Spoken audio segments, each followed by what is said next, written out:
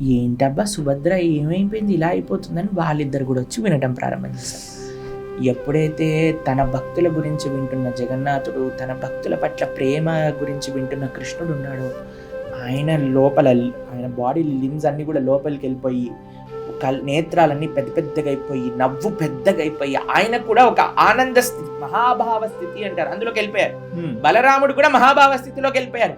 ముగ్గురు బయట నుంచి ఇలా వింటున్నారు, మహాభావ స్థితిలోకి వెళ్ళిపోయారు. అప్పుడు నారదముని పైన నుంచి వెళ్తుంటే, అమ్మో నీ భక్తుల పట్ల నీకెంత ప్రేమ ఉంది, నీ భక్తుల గురించి వింటూ నువ్వు ఇంత ఆనందాన్ని పొందుతున్నావు, ఆ కలియుగంలో ఉండే వాళ్ళకి నువ్వు ఇలా దర్శనవి కృష్ణ అని ప్రార్థన చేశారనమాట. అందుకోసం జగన్నాథుడు, బలభద్రుడు, సుభద్రుడు.